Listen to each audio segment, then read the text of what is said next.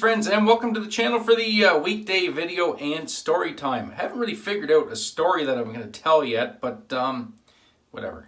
I will think of one as we get into the shave. So the start for today is going to be this mail call I got, and I don't know if I have the label right side up or upside down, or let me see if I can see.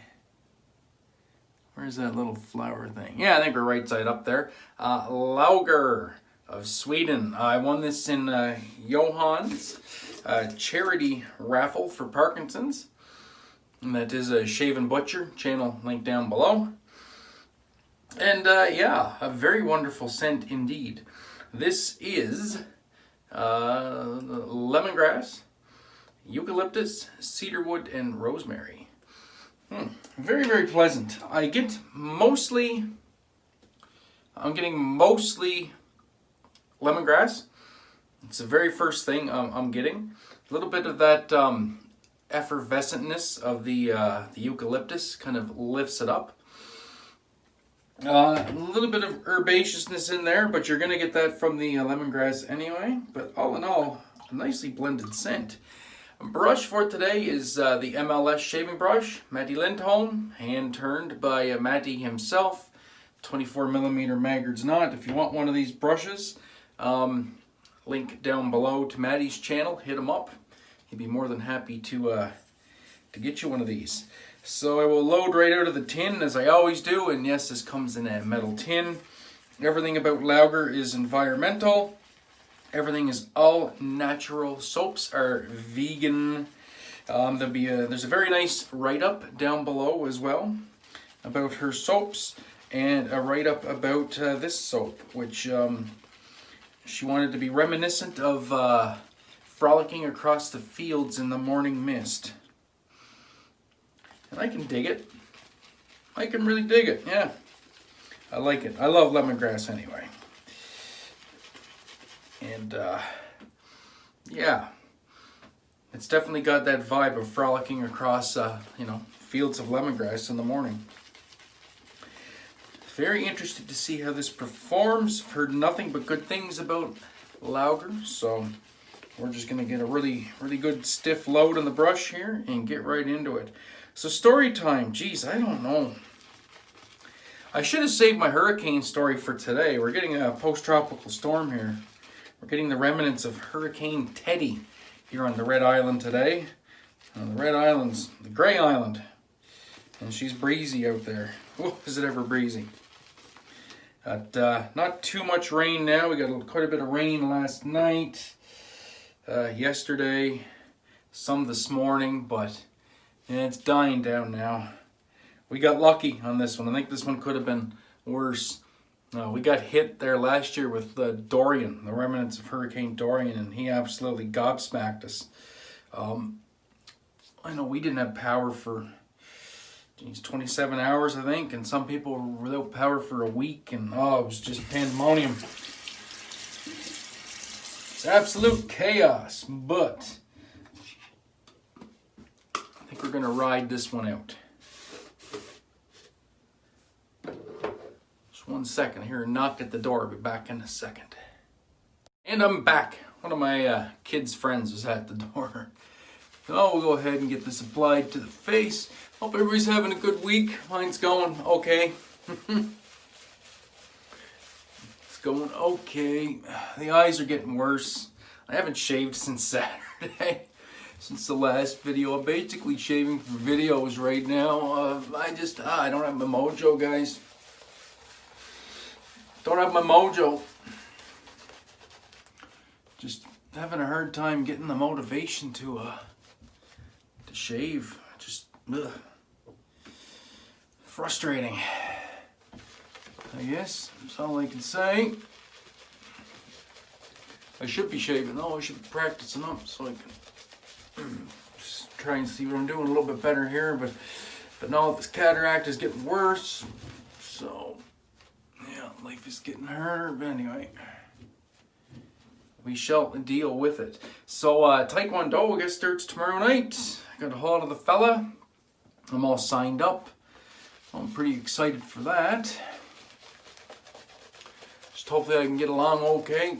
I know it's a big, brightly lit gym, so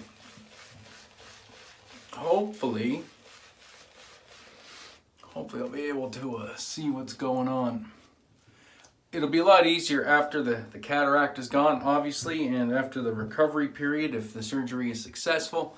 The only problem is I won't be able to do anything strenuous for probably about 6 weeks. I would imagine it'd be close to 6 weeks. With the amount of damage that my eyes have had, they will want me to take it easy. So that means no working out, no doing anything, really. That kind of sucks, but it is what it is. So anyway, and that may not happen for a good long time. So we will try out Taekwondo on Thursday, see how it goes. If it goes good and I can see well enough to participate, then I will be back there Monday night. It's every Monday and Thursday, and I do plan on going twice a week. Should be interesting because the class I'm in is the teens and adults. And the teens start at 13 years old, so it'll be quite interesting to see just how many adults are going and how many teens are going. This lather's coming together nicely here. I definitely overloaded the shit out of it. Still very predominantly lemongrass. A nice citrus scent. Very nice face feel on this lather. Definitely feels like high quality ingredients. It's nice and dense. I got a really good dense DE lather going here. So if I was using a straight, I would definitely want to load less. I think we're gonna roll with that.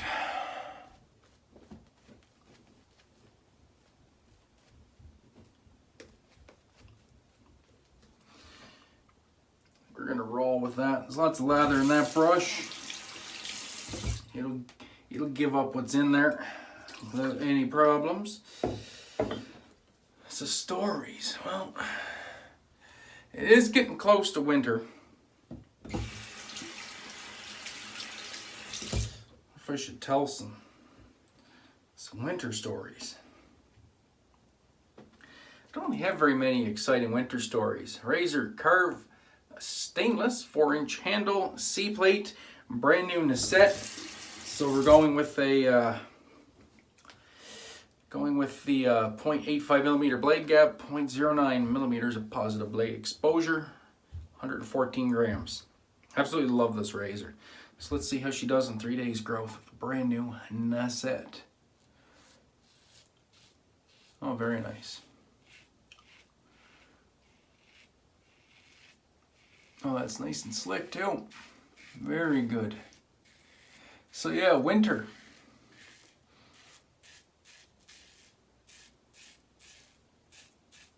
Well, I do have a bit of a funny story, I guess. So, I was trucking along one night. I used to have what's called the cat run.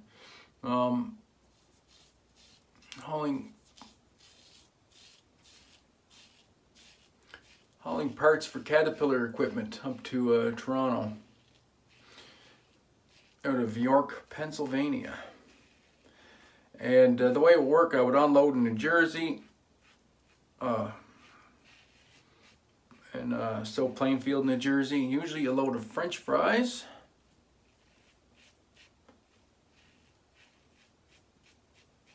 At I can't really remember the name of the place. I think it was called Plainfield Cold Storage or something like that, or whatever it was. Anyway, and then I would deadhead to York, which was about, I think, 2.5, 3 hour drive up to York, Pennsylvania from there. And then you get into Cat, and you get signed in. You park your wagon, and then you go to bed, sleep all day, because basically you're up all night the night before. But my load wouldn't be ready until about 10 o'clock at night. And then I had to drive all night to get to Toronto, because I had to be in Toronto for 7:30 in the morning.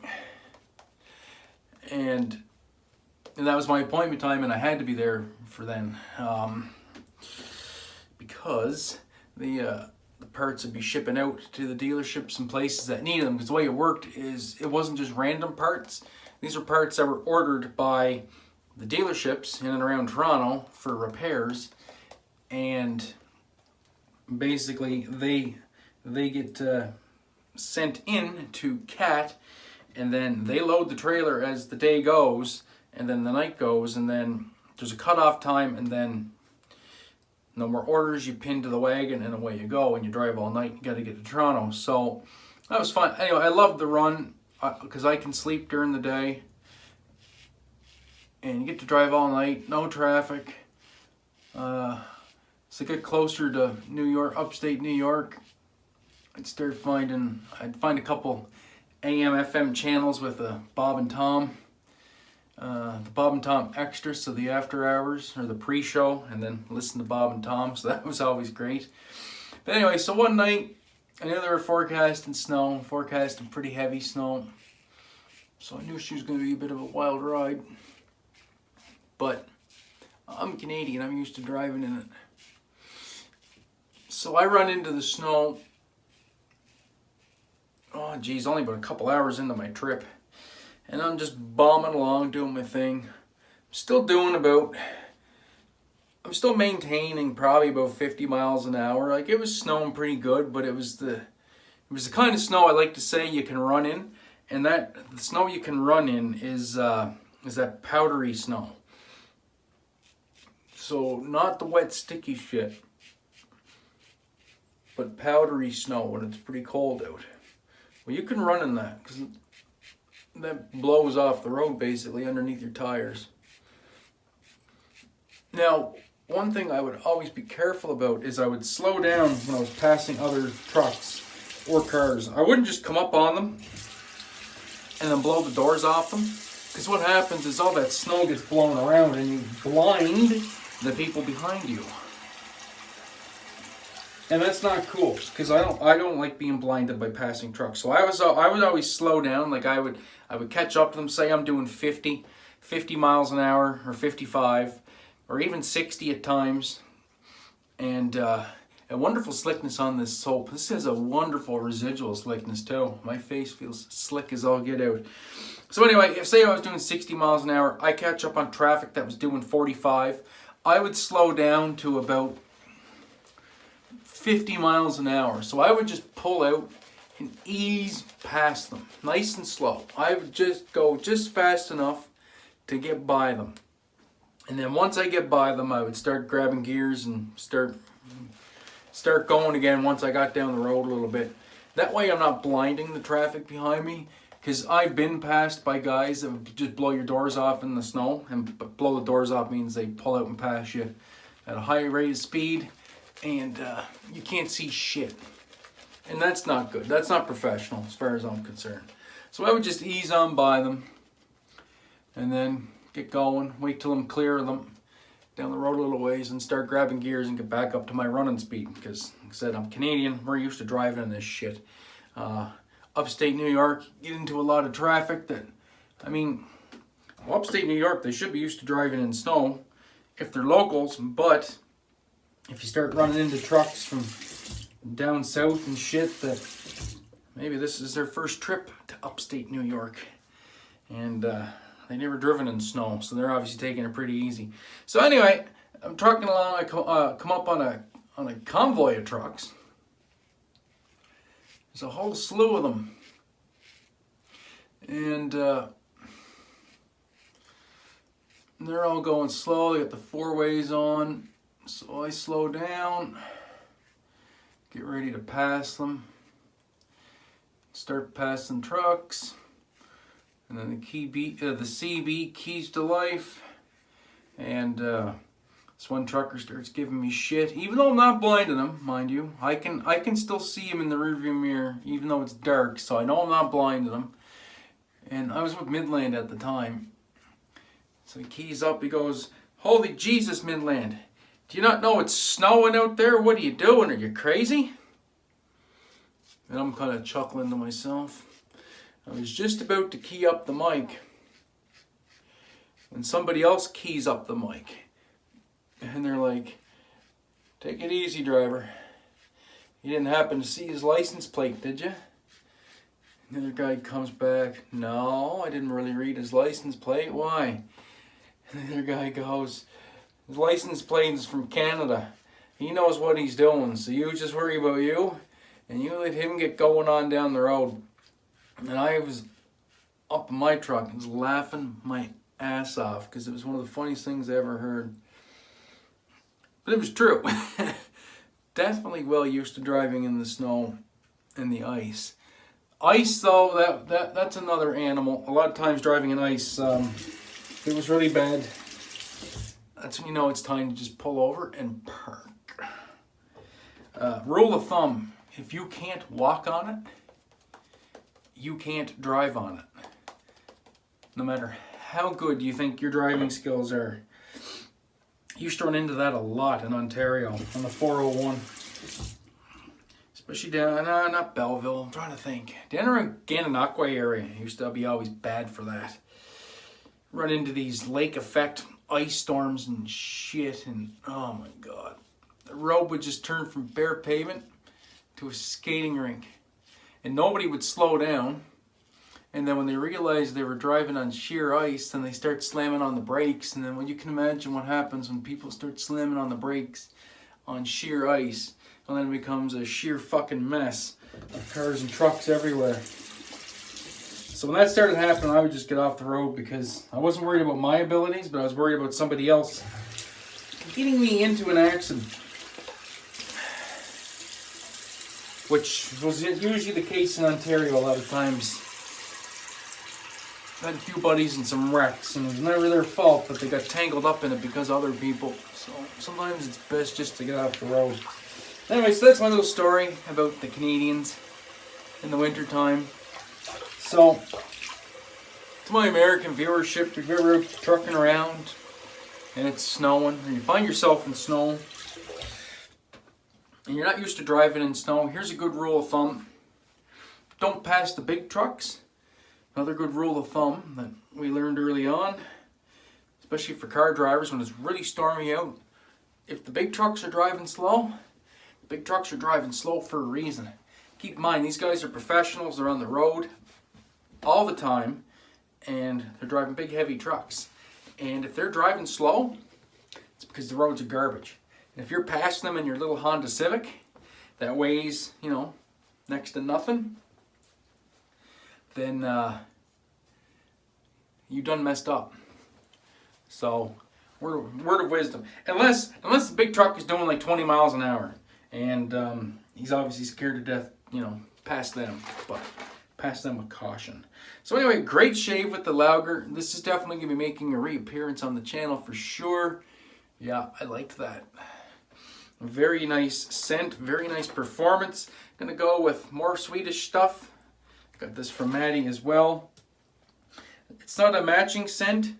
It's more a complementary scent, and I think to my nose this will blend well. This is the cedar and citrus version of the Hega.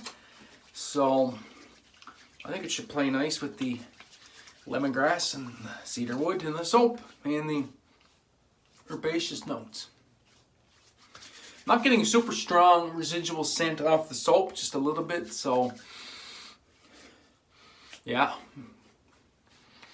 My sniffer was correct. That does play very nicely together. Alright, well that's the shave, guys. Thank you very much for tuning in. I really do appreciate it. Hoping to do a straight shave on Saturday. We'll see how things go. I haven't actually picked up a straight in probably a week and a half. Yeah, not since the shave with the beast. Just haven't been feeling it again. We shall see how this week goes. Anyway, that's it for today. Thank you very much. Thank you to the new subscribers. Glad to see you enjoying the content and taking part in the channel. And that's it for me. So until Saturday, be safe, be kind to one another. Most importantly, have a great day and even better shave. And we will catch you on the weekend. Peace.